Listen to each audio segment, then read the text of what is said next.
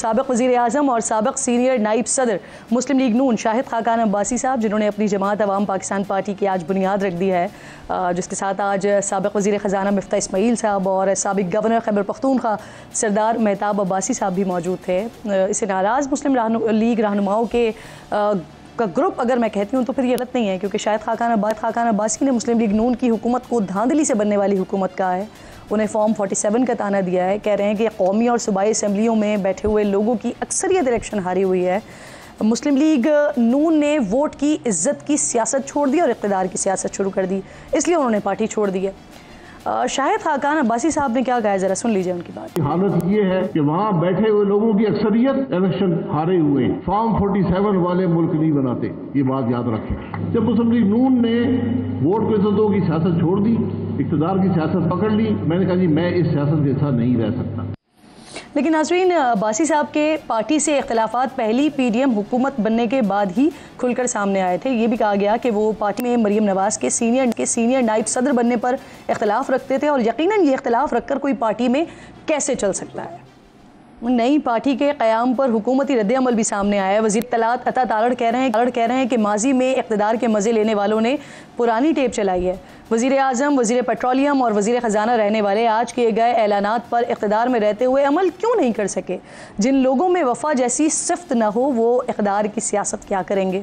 अब सवाल ये पैदा होता है कि शाहिद खाकान अब्बासी की अवाम पाकिस्तान पार्टी मुल्क में क्या तब्दीली ला सकेगी? शाहिद साहब का दावा है कि वो रेडीमेड जमात नहीं है, बल्कि वो पाकिस्तान को मुश्किलात से निकालने के लिए आए हैं। लेकिन इक़्तिदार के जीने चढ़े बग़ैर ये मुमकिन कैसे होगा, ये एक बहुत बड़ा सवाल है। तारीख़ पर अगर नज़र डालते हैं नाज़रीन, तो पाकिस्तान की तारीख़ में मुस्लिम लीग ही वो वाहिद जमात है जिसके सैकड़ों हिस्से हो चुके हैं, टुकड़े हो चुके हैं।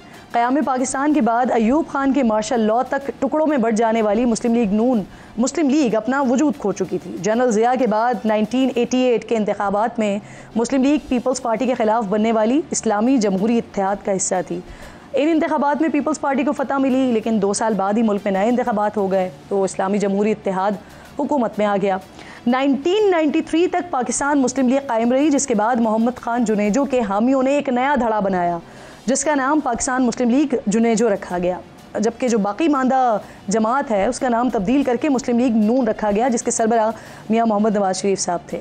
1999 में जनरल मुशर्रफ ने नवाज़ शरीफ की हुकूमत का तख्ता उल्टा तो मुस्लिम लीग नून का बुरा वक्त शुरू हुआ और 2002 के इंतखाबात में नून में से काफ निकल आया। मुस्लिम लीग काफ की बुनियाद रख दी गई और वही जमात इक़्तिदार में आ गई। इसी साल मुस्लिम लीग नून के साबिक़ रहनुमा और जनरल ज़िया के बेटे एजाजुल हक ने मुस्लिम लीग ज़िया के नाम से एक नई जमात की बुनियाद रख दी। ये टुकड़ों में जो बंटने का सिलसिला था वो यहीं ख़त्म नहीं हुआ। 2008 में मुस्लिम लीग नून और मुस्लिम लीग काफ दोनों जमातों में रहने वाले शेख रशीद अहमद साहब, इन्होंने अवामी मुस्लिम लीग के नाम से एक नई जमात कायम की। लेकिन जुनेजो हो या काफ लीग हो या ज़िया हो ये या फिर अवामी मुस्लिम लीग नून हो, मुस्लिम लीग हो, कोई भी जमात मुस्लिम लीग नून की तरह सियासी मैदान में खड़ी नहीं रह सकी। 90 की दिहाई से अब तक मुस्लिम लीग नून ही सियासी मैदान में बेहतर कारकर्दगी के साथ नुमाया रही है। अब 2 दहाइयों तक नून लीग का हिस्सा रहने वाले शाहिद खाकान अब्बासी साहब ने 2024 में अपनी जमात अवाम पाकिस्तान बना तो ली है, लेकिन क्या शाहिद खाकान अब्बासी साहब माजी की तरह बाकी जमातों की तरह सियासत में महदूद हिस्सा ही डाल सकेंगे या मुस्लिम लीग नून को सियासी मैदान में शिकस्त देने की सलाहियत रखते हैं? क्योंकि पाकिस्तान में अक्सर कहा जाता है कि इंतखाबात जीतने के लिए इस्टेब्लिशमेंट की हिमायत ज़रूरी होती है। एजाजुल हक जनरल ज़िया के बेटे होने के बावजूद मुल्की सतह पर कामयाब नहीं हो सके। शेख रशीद साहब को तो इस्टेब्लिशमेंट के तर्जुमान के तौर पर देखा जाता था, लेकिन वो भी कामयाब नहीं हो सके। काफ लीग का हाल सबके सामने, एक लीडर तहरीक इंसाफ का हिस्सा है और बाकी चंद सीटों, बल्कि यूँ कह लीजिए कि 2 शहरों तक महदूद हैं। तो ऐसे में अवाम पाकिस्तान पार्टी कैसे इक़्तिदार के लिए अपनी राह हमवार करेगी?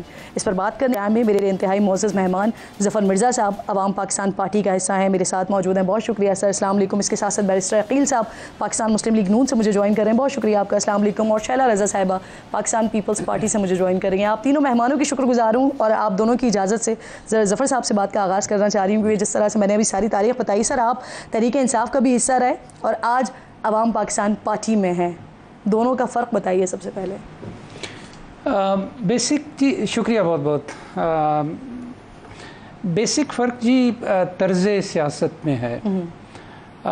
हमने बहुत उम्मीदों के साथ और बड़े यानी फ्यूचरिस्टिक हो के अपना सब कुछ छोड़ा और मेरा ख्याल है पाकिस्तान की अक्सरियत ऐसे लोग के जो कभी सियासत में नहीं आए थे, उन्होंने पीटीआई को ज्वाइन किया, लेकिन बड़े बुरी तरह वो ख्वाब टूटे और उम्मीदें जो थीं वो एवेपोरेट हुई। और उसकी वजह यही थी कि यकीनन रेटोरिक बहुत अच्छा था, उसमें अपील भी बहुत ज़्यादा थी और उम्मीद भी बहुत ज़्यादा थी तब्दीली की जी। लेकिन हमारे सामने है बाकी की सूरत हाल जो 3 साल और कुछ अरसा जो हुकूमत चली, उसमें हम कोई तब्दीली नहीं ला सके। ये एक फैक्ट है और उसकी वजह यही थी कि हमने बातें तो बहुत की जी, लेकिन हमारा कोई रिफॉर्म एजेंडा नहीं था। पाकिस्तान इस वक्त जहाँ पे आन खड़ा है आज, और ये कई तरह के क्राइसिस में घिरा हुआ है, और ये क्राइसिस नतीजा हैं एक्यूमुलेटेड नेग्लिजेंस का ओवर 75 इयर्स। और पाकिस्तान को बड़ी डीप रिफॉर्म्स की ज़रूरत है जी। और सिर्फ इकोनॉमिक और पॉलिटिकल रिफॉर्म्स की ज़रूरत नहीं है, बल्कि इनके नतीजे में जो ह्यूमन डेवलपमेंट क्राइसिस पैदा हुए ना जी पाकिस्तान के अंदर, उसको हम जिक्र नहीं करते। यही सवाल सर वज़ीर इत्तलात उठा रहे हैं जी, आपकी जमात के कन्वीनर के हवाले से। वो कह रहे हैं कि वज़ीर आज़म भी रहे, सेक्रेटरी जनरल भी, वज़ीर ख़जाना भी थे, तो उस वक्त इन तमाम बातों पर अमल क्यों नहीं हो सका? जिन लोगों में वफ़ा नहीं है वो इक़्तिदार की सियासत क्या करेंगे? जी जी, वफ़ा पे तो मैं कमेंट नहीं करता, वो एक असूली इख्तलाफ हो सकता है, और उस इख्तलाफ का फिर एक पॉइंट ऐसा आता है कि जिसमें आप समझते हैं कि आप आगे नहीं चल सकते, तो आप अलहदा हो जाते हैं। ये कोई लव अफेयर तो नहीं है ना कि जिसमें हम वफा की बात करें। ये तो एक सियासत है जिसमें कि आप you have to agree with certain principles, और अगर आप उन प्रिंसिपल से एग्री नहीं करते तो point comes when you take your own way. बाद में ये आपने जो सवाल असल में पूछा वो ये था कि जब वो उसमें थे, और आज ये सवाल हुआ भी, और इसका बड़ा अच्छा शाहिदा खान अब्बासी साहब ने जवाब भी दिया, और वो जवाब ये था कि एक तो वो एक खैर इंटरम अरेंजमेंट के तहत आए थे, 8 महीने के लिए गालबन वो प्राइम मिनिस्टर बने। दूसरे ये कि वो मुस्लिम लीग एन के प्राइम मिनिस्टर थे, और वो उनकी पॉलिसीज़ को टोक कर रहे थे। वही पॉलिसीज़ थी, और वही internal undemocratic decision making system था। इंटरनल मैं रिपीट कर रहा हूँ, इंटरनल अनडेमोक्रेटिक सिस्टम था। तो इसीलिए मतलब, और जितना फिर भी वो कर सके उसकी भी एक फहरिस्त है, और उन्होंने वो बताई। सही। बैरिस्टर साहब, आपकी जमात मुल्क चलाने की अहल नहीं है, क्योंकि आपका जो मैंडेट है वो जाली है। ये आज नई जमात की तरफ से ये स्टेटमेंट आपके लिए आया है।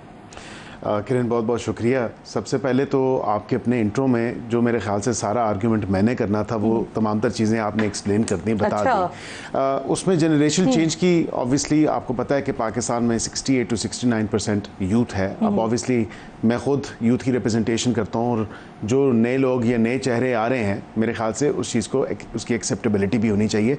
ये तो फिर अपने मफादात की बात हुई कि शाहिद साहब ने तो सिर्फ अपने इंटरेस्ट को देखा। मैं तो इसको यही समझूंगा कि वो कहते हैं कि जनरेशनल चेंज जब आएगा तो मैं उसका हिस्सा नहीं होऊंगा। आपने क्लिप्स में भी उस चीज़ को चलाया, तो मरीम साहिबा के आने से एक जनरेशनल चेंज तो ज़रूर आया, लेकिन वो उन्होंने अपने इंटरेस्ट को देखते हुए शाहिद साहब ने पार्टी का हिस्सा ना होना समझा। जहाँ तक आपने बाकी बात की कि अवाम पाकिस्तान पार्टी का क़याम हुआ है, ये नई एक पार्टी वजूद में आई है, what's so different about them? ये आप देखें कि convention party, Musawat party, Junejo party का आपने जिक्र किया, मिल्लत पार्टी, पाक सरजमीन पार्टी, बाप पार्टी, पाक वतन पार्टी, ये तमाम तर सियासी जमातें, तो इनमें फ़र्क और ये क्या है, ये किस तरह डिफरेंट हैं? ये कह रहे हैं कि हकीकी मानों में अवाम की जो मिडिल क्लास लोग हैं उनकी नुमाइंदगी, मेरे ख्याल से अरविंद केजरीवाल से बहुत ज़्यादा इंस्पिरेशन ड्रॉ की जा रही है। मेरे ख्याल से उसका नाम जो है वो आम आदमी पार्टी, तो असल में तो आम आदमी वाली कोई बात नहीं। और ये कहा गया कि ये रेडीमेड पार्टी है। माजरत के साथ डॉक्टर साहब मेरे साथ बैठे हैं, मेरे लिए नहायत काबिल एहतराम है। डॉक्टर साहब की अपनी एक पॉलिटिकल एफिलिएशन रही है। रेडीमेड पार्टी नहीं है वो, देखिए रेडीमेड पार्टी किस तरह नहीं है। शाहिद साहब का ताल्लुक किस जमात से, मिफ्ता साहब का ताल्लुक किस जमात से, सरदार साहब के ताल्लुक किस जमात से, दीगर अभी इनको लोगों ने ज्वाइन नहीं किया। मुस्तफा साहब ये चाह रहे थे कि उनको ज्वाइन करें, मुस्तफा नवाज खोकर साहब, अभी तक उन्होंने ज्वाइन नहीं किया। इनका ताल्लुक, दीगर जो लोग हैं, तो ये तमाम तर उन जमातों रातों से लोग आए हुए हैं। हमें तो जिस तरह आपने कहा कि टुकड़े टुकड़े करके, एक नहीं 12 दफा हमारे टुकड़े टुकड़े किए गए, लेकिन अभी भी हम अपना सियासी ग्राउंड जो है, सियासी वजूद जो है, उसको कायम दायम रखें। अब्बासी साहब कह रहे हैं कि मुल्क में 95% कानून साजी आवाम के लिए नहीं होती। ये बात मुल्क का साबिक वज़ीर आज़म कह रहा है। सर कुछ तो हकीकत होगी इसमें। इसकी ताज़ा मिसाल जो अभी बजट पास हुआ है उसमें हमने देखी है, पीपल्स पार्टी की ख्वाहिश पर अरकान असम्बली की मराहत में इजाफा हो रहा होता है, लेकिन हमें बाकी आवाम के लिए कुछ दिखाई नहीं दे रहा होता। देखिए, आवाम के लिए हम कानून साजी भी आए तो हमें 4 माह हुए हैं, 5 माह हुए हैं। हाँ, पब्लिक इंटरेस्ट में जो बातें हैं उसमें काफ़ी कानून साजी हमारी अंडर डिस्कशन है कि जो आवाम के बेनिफिट के लिए कानून साजी है, जो कॉन्स्टिट्यूशनल अमेंडमेंट्स आवाम की बेहतरी के लिए, उसके मफाद में है, उनके लिए आसानियां पैदा करने के लिए वो हम करेंगे। अब्बासी साहब ने आपकी जमात क्यों छोड़ी है वैसे, आप लोगों को क्या मालूम? मैं समझता हूं कि अब्बासी साहब ने, मैंने आपको हिदायत की है उनके हवाले से? मियां साहब ने नहीं, मैं समझता हूं कि मरियम साहिबा ने और नवाज शरीफ साहब ने हत्तुल इम्कान कोशिश की कि अब्बासी साहब को देखें। आप जब वो सदर बने पार्टी के, उसमें भी अब्बासी साहब का जिक्र किया उन्होंने कहा शायद नून लीग का क्या मौक़िफ़ है? नून लीग का मौक़िफ़ है जाने वाले को छोड़ा है या वोट को इज्जत दो की वजह से छोड़ा है? मैं समझता हूँ कि अब्बासी साहब ने खुद वो बात बता दी कि जनरेशनल चेंज अगर होगा पार्टी में तो मैं जो यंग लोग हैं या मरियम नवाज साहब है जिस तरह उनके नीचे काम नहीं कर सकता। मरियम की वजह से छोड़ी, आसान कर दें।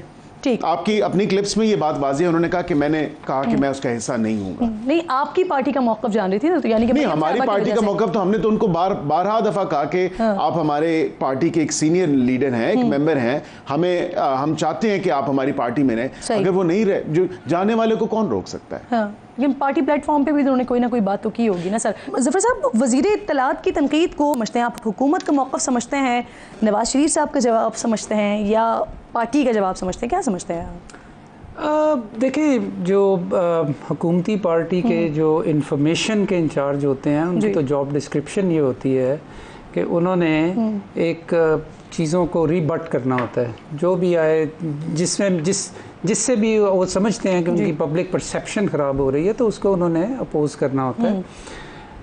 मैं ये समझता हूँ जी, एक तो मैं कुछ थोड़ा सा जो अपनी इंफॉर्मेशन के मुताबिक जो पहले गुफ्तगू हो रही थी उस हवाले से, एक तो मैं ये तस्हीह करना चाहता हूँ कि शाहिदा खान अब्बासी साहब ने PMLN मरियम नवाज साहबा की वजह से नहीं छोड़ी। शाहिदा खान अब्बासी साहब ने अपने ओहदे से इस्तीफ़ा दिया था मरियम नवाज साहबा की वजह से, लेकिन उन्होंने उसकी मेंबरशिप नहीं छोड़ी थी। मेंबरशिप जब उन्होंने पार्टी की छोड़ी है तो उसकी बहुत बड़ी बड़ी वजूहात थी, और उसमें सबसे बड़ी वजह ये थी कि जब पार्टी ने बहुत बड़ा एक पॉलिसी शिफ्ट किया वोट को इज्जत दो से, जब उन्होंने पावर पॉलिटिक्स शुरू की, and power politics at any cost, और उसके नतीजे आज आप देख रहे हैं कि इस वक्त ये जो गवर्नमेंट है इसकी कोई लेजिटिमेसी नहीं है। मैं इस पे पब्लिक की आय में इसकी कोई लेजिटिमेसी नहीं है। सही, सबको आप ये मुझे सिर्फ एक बात का जवाब दे दें कि इस इलेक्शन से पहले क्या पूरे पाकिस्तान को पता नहीं था कि किसने जीतना है और किसने हुकूमत बनानी है? आपको नहीं पता था? ठीक, आप इनको भी पता था, सबको पता था। तो ये वो असल वजह है कि जिसमें उन्होंने ये पार्टी छोड़ी।